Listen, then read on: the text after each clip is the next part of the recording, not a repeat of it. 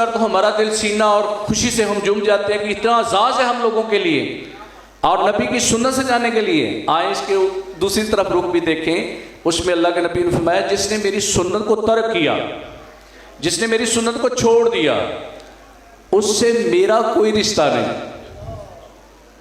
उससे मेरा कोई रिश्ता नहीं। तो कभी ये सोचा है हमने, क्या हमने नबी करीम सल्लल्लाहु अलैहि वसल्लम से ये दोस्ती रखी है? क्या हमने देखा है कि हमारी जिंदगी है, हमारी खुशियाँ, जैसे कि ये खुशी का आगाज़ है, ये सबसे बड़ी खुशी का आगाज़ है।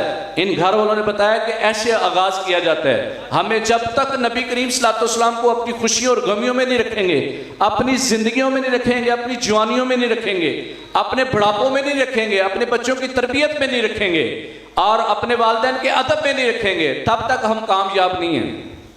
जब नबी करीम सल्लल्लाहु अलैहि वसल्लम के मुबारक तरीके हम अपनी ज़िंदगियों में शामिल करेंगे, वालिदैन वाला काम करेगा, बेटा फिर वालिदैन का वो एहतराम करेगा जो कुरान बताता है, जो नबी बताता है। कब? जब हमारे वालिदैन, मुख्तार काकी रहमतुल्लाह तआला, वो भी तो बच्चे थे, वो भी तो किसी के बेटे थे, वो भी अल्लाह के भेजे हुए बंदे थे, लेकिन उन्होंने जब उनकी वालदा ने उनको कुरान करीम की तरफ सिखाने के लिए कारी हजरात, अल्लामा हजरात के पास लेके गए, एक उस्ताद के पास लेके गए, तो कहने लगे कि अम्माएँ ऐसी होती थी पहले, बाबा फरीद जिनके तुखम से पैदा होते हैं, ये बाबा फरीद की माएँ भी अपने बेटे को ले गई कुरान सिखाने गई। इसने मुख्तार काकी रहमतुल्लाह तआला को जब मदरसे में किसी उस्ताद के पास लेके गई तो कहा कारी साहब मेरे बच्चे को आला किताब सिखा दें, हाफ़िज़ कुरान बना दें, हाफ़िज़ कुरान बना दें।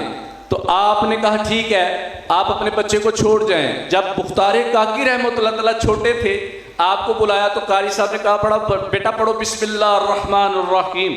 तो जब मुख्तार काकी ने यह बिस्मिल्लाहिर्रहमानिर्रहीम पढ़ा और 14 सुपारे सुनाए, 14 सुपारे सुना डाले, कारी हज़रात हक्के बक्के रह गए कि ये कैसे हो सकता है कि पहला दिन और 14 सुपारे सुना दो। बेटा ये कहाँ से सीखे, इतनी आला क़रात, इतनी अच्छी आपने तलफ़्फ़ुज़ के साथ पढ़ा, ये कहाँ से सीखे? तो आप क्या इरशाद फरमाते हैं?